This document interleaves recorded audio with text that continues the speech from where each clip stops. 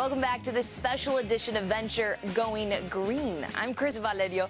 Ron Gonen left Wall Street in 2004. 5 years later, he's doubled the recycling rates of more than 100 communities in 18 states. And all it took was a little monetary incentive. RecycleBank founder Ron Gonen, thank you so much for joining us today. Thank you for having me. Quickly here, explain how RecycleBank works. RecycleBank rewards your home for the amount that you recycle.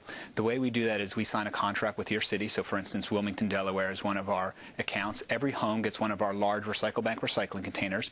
There's a chip embedded in the container. The recycling truck has a mechanical arm that picks up your RecycleBank recycling container, reads the chip, identifies your home recycled and how much you recycled.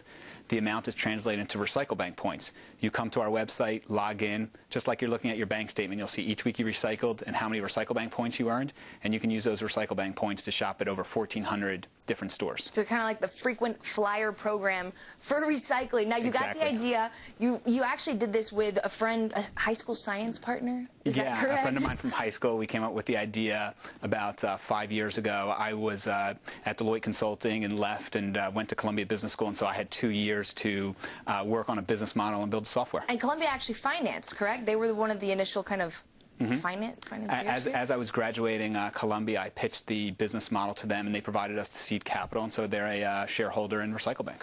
How did you get some of these big corporations involved with giving these points? Because one of these points, I mean, you're talking, you have Kraft, Coca-Cola, Target. How did you get them to kind of sign on to this and offer to give you that value?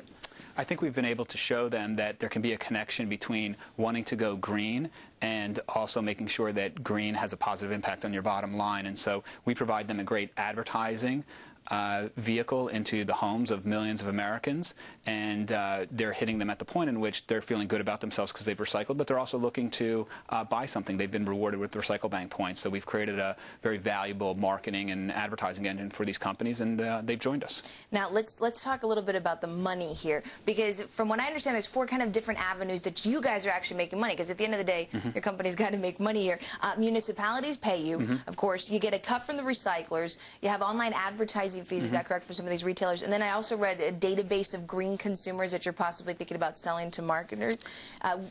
What other sources of revenue are there? Well, we actually have 2 of those revenue sources. So we get paid by the municipality for the amount of money that we help save them. So, for instance, if a municipality was spending $3 million a year disposing of waste in the landfill, if we can divert half of that waste into the recycling stream, we save them $1.5 million a year. We take a portion of that savings. So it's a very attractive business model for municipalities. And the other way that we monetize our business model is through online advertising with all of the homes that we have redeeming their points and shopping. And those are our 2 main revenue streams. So no plans to kind of create a database of green consumers to kind of sell that to marketers at this point?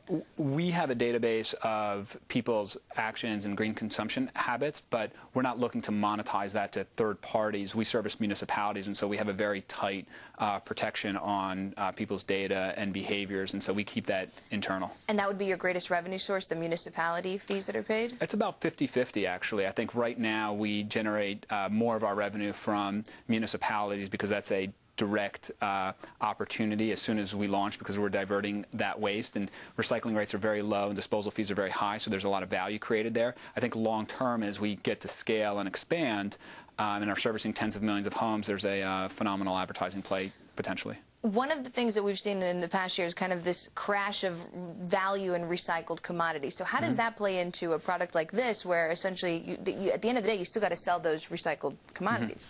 It's always good for us and for anybody in the green space when commodity prices are high, because it spurs recycling. That being said, the central value of recycling is not what you're being paid for the commodity, it's the fact that you don't have to pay to dispose of it in a landfill.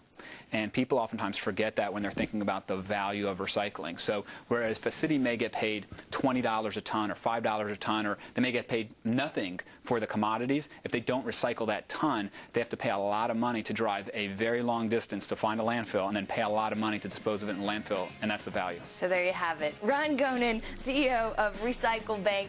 We'll be right back with an environmentalist who's built a brand out of being lazy.